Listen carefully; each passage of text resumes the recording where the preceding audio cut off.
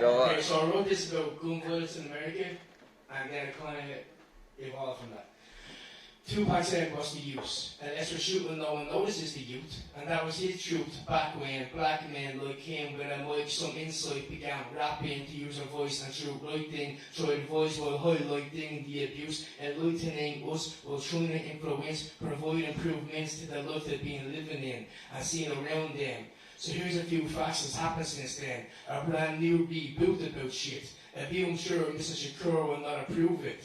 Now the young and the victims, the politicians still don't want to listen. Maybe they'll get them to pay attention when each and every American feels the fear in the children they're rearing. Get back in the booth. Don't be fools when you get to choose who's in charge, who makes the rules. These rallies won't be fruitless. The NRA are fucking ruthless. This president acts foolish, but don't let that Oompa Loompa fool us. He's no tick. The trick is to keep you clueless, lost and confused in the mess. The ruling class are useless and care not for the masses. Not the blacks, Latinos, or dead kids in school classes. This situation is disastrous, an embarrassment to the establishment. But they still don't get off their asses. They see everything as an asset. That's why the laws have been passed here. The only law of asset.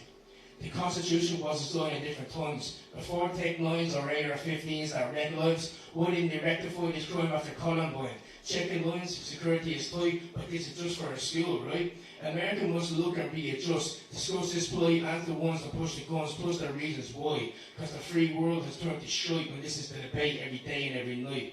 Waiting at Pierre is making the killing off and the pain and the fear. Shame on the states, a disgrace is taking place in America. Everyone aims to blame on each other. Liberals, conservatives, video games, and disgruntled brother. But it's not just the people of colour who murder, or the only ones to suffer.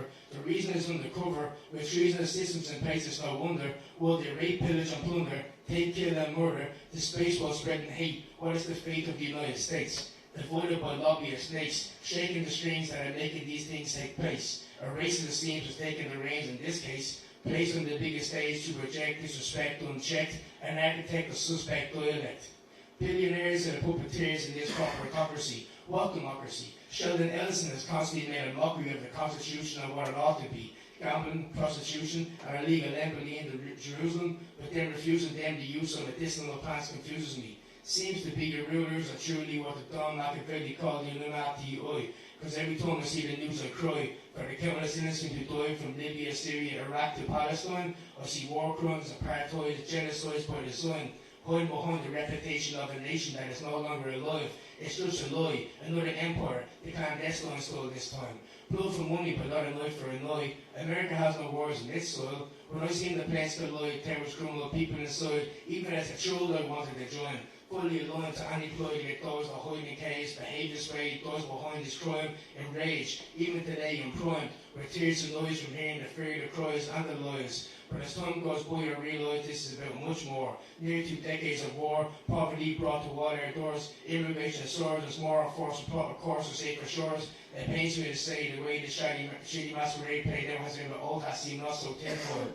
What does USA mean to me? World police bringing peaceful bombing streets. They cause them much animosity, claiming to help or protect the minorities, but it seems to me the only beneficiaries of these conflicts, war-torn countries and fucked up foreign policies are the huge corporate companies, spreading democracy with an iron fist. There's the twist. Can you not see the irony in this? Just ask the prisoners on the Gaza Strip. Rock and roll, baby.